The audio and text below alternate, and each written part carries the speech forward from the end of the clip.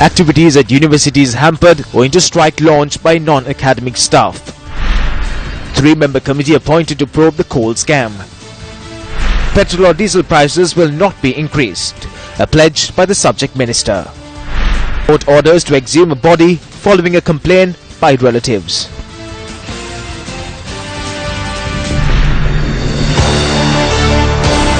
Coming to you live and direct from our Newsfirst studios here in Colombo. Hello and good evening. This is Primetime News. I am Shaheen Jwangpati. And I am Dasnia Fowler. Let's start off with a look at tonight's top stories. Now on to your top story. The non-academic staff of universities commenced a strike action today. The strike action, which was launched this morning citing 7 demands, will be in effect for a period of 48 hours. The non-academic staff members of universities from around the country gathered in Colombo this afternoon to demand their rights. They marched from the Independence Square to the Ministry of Higher Education, which resulted in a heavy traffic congestion.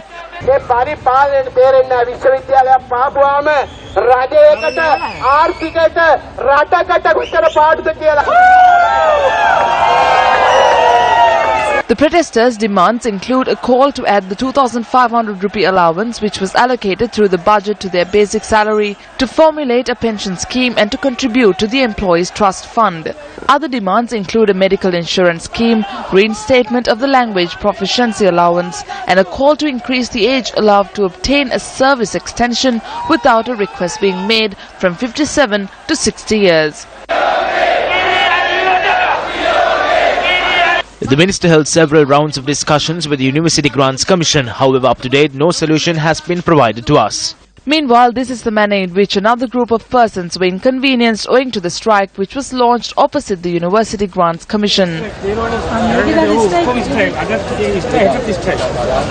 Come on Friday, today everyone is on strike. They will be on strike tomorrow as well. They are informed. Do not be afraid, come back on Friday.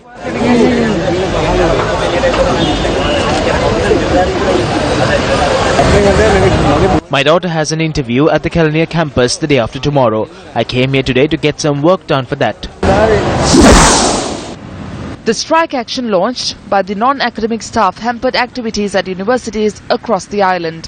While the non-academic staff at the Peradeniya University travelled to Colombo to engage in the strike action, the other groups at the university too stepped aside from service. Several students at the Roon University returned home today as the academic work was hampered owing to the strike action. The non-academic staff at the Colombo University too stepped aside from their duties and engaged in the strike action.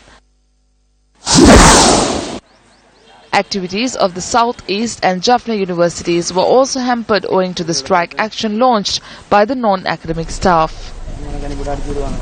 While the non-academic staff were gathering in Colombo, a number of other protests were also staged in Colombo and surrounding areas.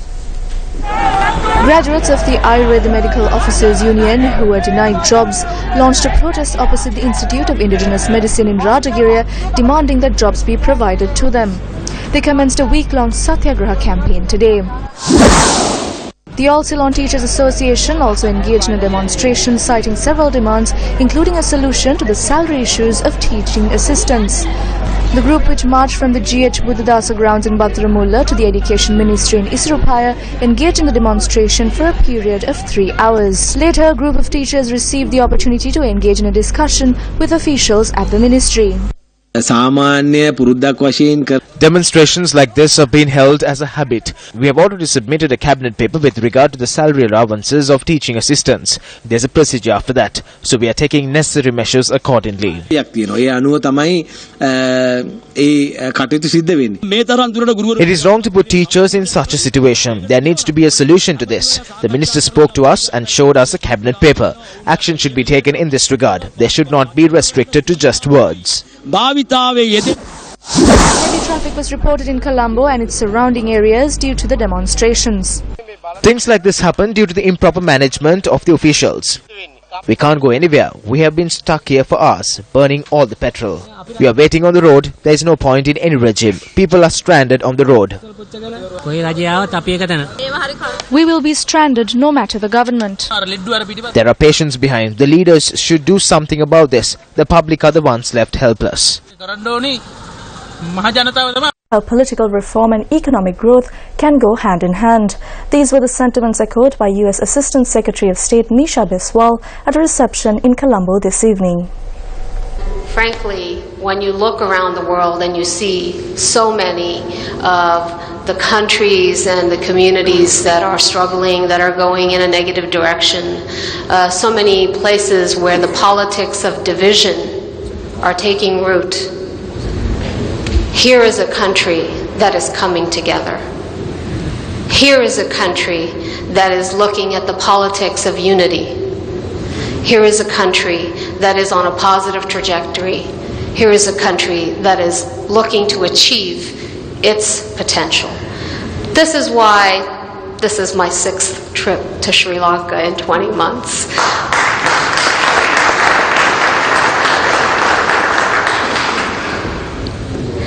And in the past 18 months, the democratic progress that we have seen and come to expect, the advances in reconciliation, in accountable governance, in the freedom of expression, these progresses have also been paralleled by economic progress, progress in tourism, in shipping, in manufacturing, and more. Sri Lanka is showing the world how political reform and economic growth can go hand in hand. It is becoming a global example of how a post-conflict, ethnically diverse country can achieve lasting peace and thriving and inclusive prosperity. Deputy Minister Iran Vikramaratne, Deputy Minister Harsha De Silva, representatives from the American Chamber of Commerce and other distinguished guests were present for the event. U.S. Assistant Secretary of State for South and Central Asian Affairs Nisha Biswal and the U.S. Assistant Secretary of State for Democracy, Human Rights and Labour Tom Malinowski met with members of the Tamil National Alliance this morning. Leader of the opposition R. Sambandhan and MPs Mave Senadi Raja, M.A. Sumandiran, Selvam Adekalanadam, Dharmalingam Siddharthan and member of the TNA Suresh Premachandran took part in today's meeting, which was held in Colombo. The meeting was held with the objective of voicing the perspectives of the TNA on Sri Lanka and the TNA's hopes for the country's future. Now on to a headline-making story. A 3-member committee has been appointed to look into the situation pertaining to the purchasing of coal. Subject Minister Ranjit Siambalapiti appointed a 3-member committee taking into consideration the allegations that have been raised that irregularities occurred when procuring coal. The Auditor General has already asked for an explanation from the relevant officials as to how a loss amounting 1.8 billion rupees was incurred when purchasing coal for the Lakvijaya power plant in Norechole. The Supreme Court issued a direction after a fundamental rights petition was filed by a private company stating that the transaction took place in violation of tender procedures. The Supreme Court said that it is suitable to call for fresh bids in terms of the law for the supply of coal in keeping with the competitive bidding procedures. Taking into consideration the situation that has arisen, a 3-member committee headed by the Vice-Chancellor of the University of Moratuwa, Professor K.K.Y.W. Pereira, was appointed today. On earlier occasions, Professor K.K.Y.W. Pereira served as the Secretary to the Ministry of Power and Energy and as the Chairman of the Ceylon Electricity Board. Professor Lakshman R. Vatavala and Professor Janaka B. Ekanayaka are the other members of the committee. In the past, Professor Vatavala served as the Chairman of the Board of Investors and is currently serving as the Chairman of the Institute of Certified Management Accountants of Sri Lanka. Professor Janaka B. Ekanayaka is a professor at the Electronic Engineering Department at the University of Peradeniya. The Minister had requested the committee to provide a comprehensive report by the 29th of this month. A Parliament Select Committee should be appointed to look into the root of this issue based on the Supreme Court decision. The chief rogues of this should be investigated into. They should look into who the main rogues are in the bond scam, and they should look into who the main rogues are when it comes to the coal tender issues as well. And they should reveal who the biggest rogues are to the country. That is our opinion.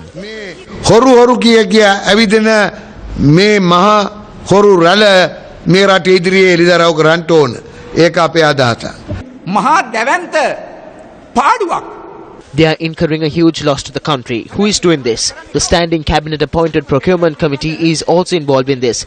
That is why this is a serious issue. The Technical Evaluation Committee is also involved in this. The Chairman of the Standing Cabinet Appointed Procurement Committee is the Secretary to the Ministry of Foreign Employment. On the other side, there is the Secretary to the Ministry of Power and Energy, Dr. Suren Batagoda. The Procurement Committee of this nature is incurring such a big loss to the country. The government should take steps to carry out an investigation and stop such corrupt activities. මේ වංචා දූෂණ නතර කිරීම සඳහා ආණ්ඩුව වහාම පියවර ගත යුතුයි. අපිට කිසිම වසන් කළ යුතු තොරතුරක් We have nothing to hide. We have been working with utmost transparency from the day we took office at this ministry. Our only objective is doing good for the country, the ministry and the people. Therefore, we will not in any way hesitate to provide any information that is necessary to punish those who have committed wrong. We will appoint a committee with 3 individuals who are the best people in the country to look into an issue of this nature. We hope to appoint a committee and we will produce a report to the country. A cabinet media briefing was held in Colombo today. State Minister of Finance Lakshman Yapa Abewardena elaborated on the procedure of controlling prices of 15 goods. A clear decision was taken to control the price of 15 essential goods through the Consumer Affairs Authority. There should be 600 new Lux Satosa institutes across the country by the first half of next year. There should be 1,000 representative agencies in the country. There is also a target of creating 2,000 sub-agencies to be registered. This will be in addition to the retail shops, and this will be done to create competition. In addition, we will allocate 10,000 officials to divisional secretariats together with the Consumer Affairs Authority. Their responsibility will be to protect the consumers and help businesses register for VAT easily. The State Minister stated that the VAT revision will be backdated to be in effect from the 2nd of May. The court has not asked for us to backdate it. It did not say that the changes have to come into effect after parliamentary approval is received. If this is backdated, wouldn't the businessmen be rendered helpless? The problem will be for the businesses that will be registered freshly. That is why the government said they will be considered as institutions that paid tax when they are being registered. The government will bear the loss. The businessman does not know this. Minister, there's a situation that has come about because of this court ruling. You cannot charge the increase because of this ruling. That 10-day period is not included in this. We will consider it after the final ruling is released. Minister of Petroleum Resources Development Chandima Weerakodi convened a media briefing today. The Petroleum Corporation Limited has recorded a profit of 365 billion rupees during the first 4 months after paying off tariffs. We propose that a tax of 6 rupees to be imposed on diesel for the welfare of the people in the country. The Treasury receives money from us for the welfare of the people. The government also charges this tax from the IOC. It is being charged 6 rupees per litre. In this situation, we do not expect to increase the price of diesel or petrol. We are due to receive $80 million from the Sri Lankan Airlines. We have large sums of money due from Triforces and the Electricity Board. The construction of the second phase of the proposed middle-class housing schemes in Atharugiriya Panagoda commenced today. The event was held under the auspices of Minister of Housing and Construction, Sajith Premadasa. The second phase of constructing homes under the Green Valley project will see 500,000 houses being constructed for middle-income families. While we present these 288 homes at an affordable cost, we know that there are several individuals who intend to disrupt this process or to seek profits by doing so. Some are even trying to occupy these houses under different names. Some even plan to sell these houses, which cost 4.5 million rupees each, at exorbitant amounts such as 6 to 6.5 million rupees. We will not allow such action to take place.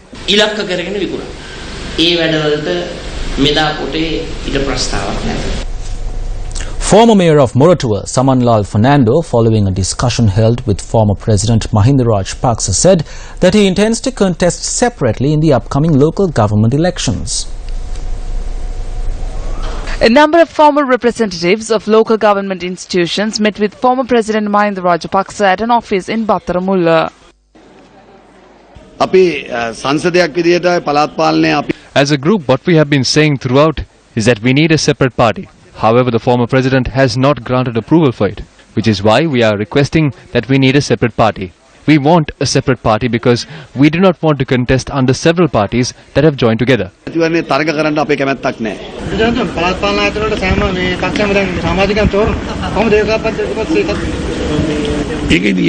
We will see to it when the time comes. I am not involved in it anymore.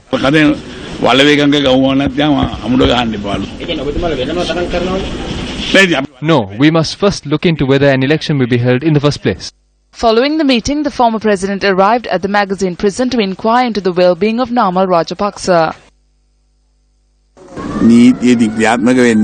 The law is not enforced. We have to wait and see who will enact the law. This is not the law that is being implemented. What they are doing now is that they arrest the ones needed by the ministers and keep others out of prison. Enactment of the law is being controlled by the politicians.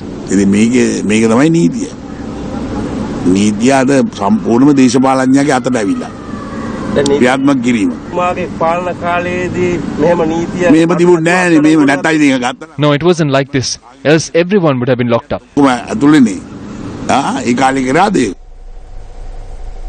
The process followed to arrest and remand MP Namal Rajapaksa was explained at the cabinet media briefing today. The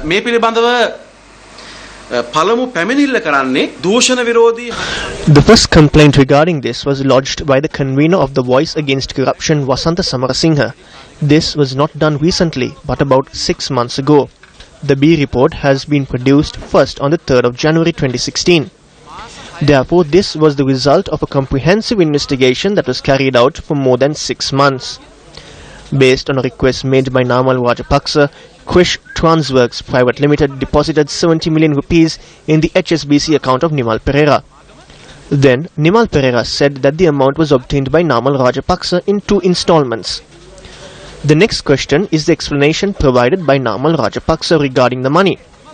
He says that the money was spent for the Super 7s rugby tournament held in October 2013 and that it was not used for personal expenses.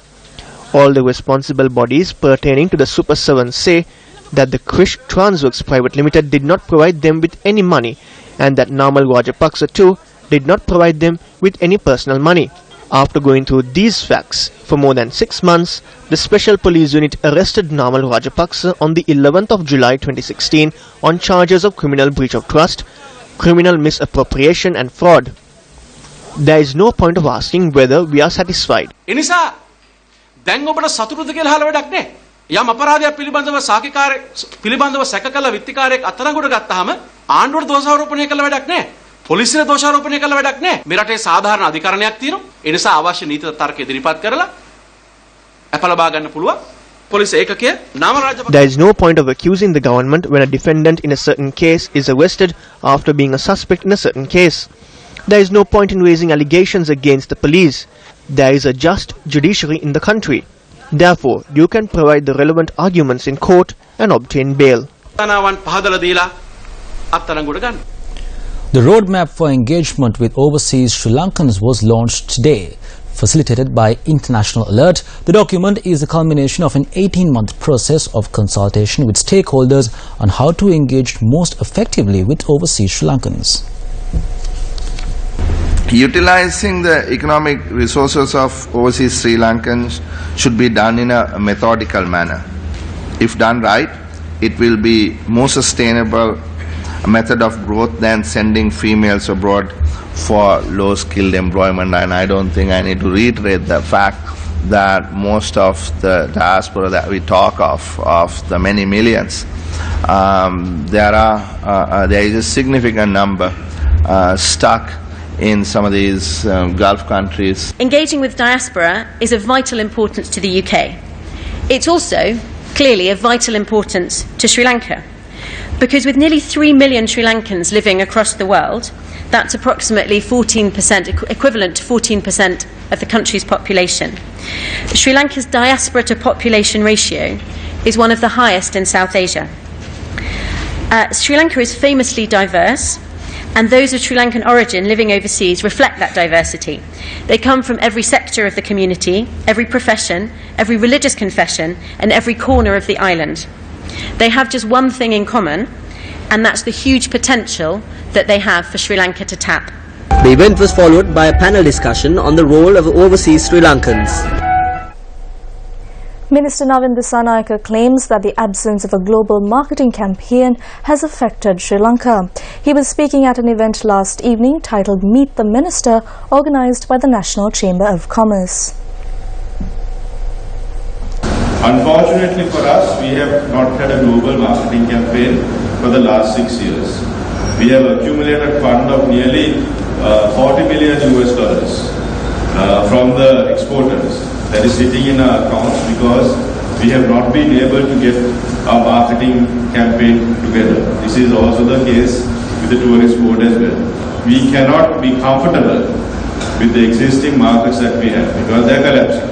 We don't know what the future is going to hold. We never thought that our Middle Eastern markets would be affected, but they are. Because of ISIS, because of so many factors, because of Iran, Iraq, so many issues. So I think it's essential for us to have a safe buffer in new markets. So that will take time. It takes time to develop markets. It takes a lot of money.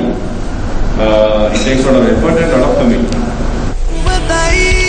Following the announcement of the Gum at the 100-day initiative, which aims to solve a plethora of problems faced by the public, donations exceeding 30 million rupees have been received thus far. Here are a number of issues that we hope to solve through this program. Walking for miles in search of water has become a daily routine for this grandmother as well as the young and the old in the Borla village in Valigama Mathura. 24 years have passed since the sole tube well that supplies water for the village was constructed. However, the tube well cannot supply an adequate amount of water for this village.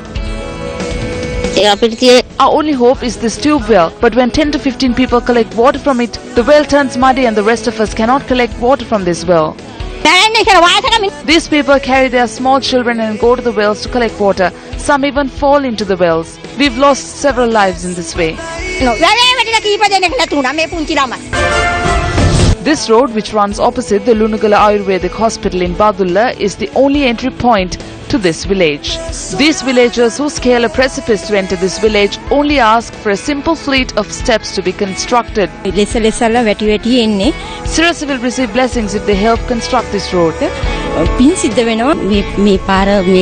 It is paramount to us that this road is built because a number of youth get severely injured when they try to climb this precipice. Even the senior citizens face hardships when they try to reach a hospital.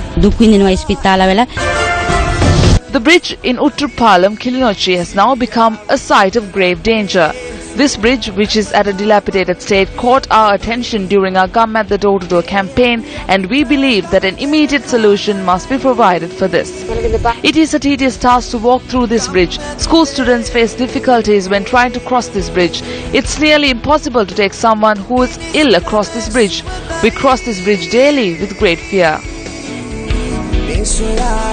You can also be a part of making the innocent wishes of our fellow Sri Lankans come true. You can contact the News First Gum at the Secretariat. Call us on our hotline 0114 896 896. The number is 0114 896 896. Email us at 100days@maharaja.lk. That is 100days@maharaja.lk. Do you remember when we came to your doorstep to inquire into your issues through the Gum at the initiative? The time has now come for News First to join hands with the public to address the issues you face. We are ready. Are you? The Gum at the 100-day initiative. With the people, for the people. Join hands with us. Our hotline 0114 896 896. Email 100days@maharaja.lk. Address Gum at the Secretariat, News First, number 45/3, Braybrook Place, Colombo 2. Our webpage Newsfirst.lk and our Facebook page and Twitter handle. Make your financial contributions to make someone's dream come true. the initiation of the Gammadda 100-day program. Make your contributions to the Gammadda Secretariat Nations Trust Bank account number 01111 00002201. The bank account number again 01111 00002201. The CMA National Management Accounting Conference 2016, which was held under the theme Total Cost Management, Key Enabler of Economic Development, concluded today. MTV Channels Private Limited was the electronic media partner for the conference, which commenced on the 11th of this month. The Minister of Megapolis. Delivering the keynote address on the concluding day, Minister Padli Champikaranavaka elaborated on the Western Megapolis plan. We are in the process of creating strategic assets that provides us with opportunities towards the expected growth. Megapolis project intend to boost our economy with the accumulation of strategic asset creation. Above all, we need to understand that the trained workforce, local talents and the Sri Lanka's own intellectual capabilities is a non-comparable asset that we have. Finally, we are mindful that there comes a stage that we got to terminate and to do away with some of our assets, some of our methods and practices, and not to forget some of our experts. When the time is up, we shall not hesitate to terminate the unstrategic and unwanted assets.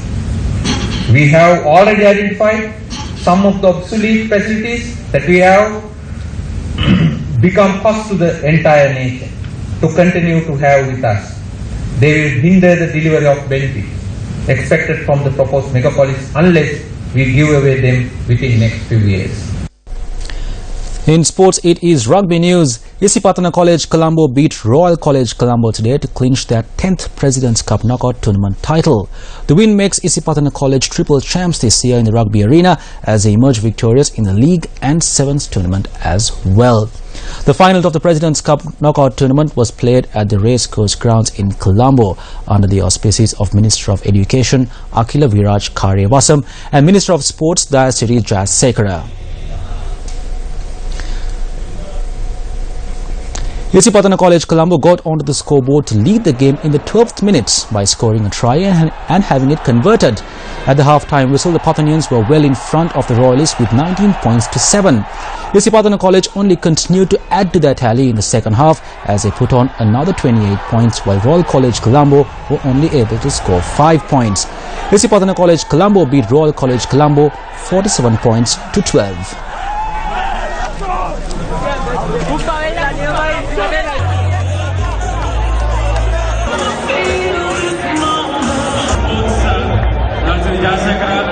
With the presentation.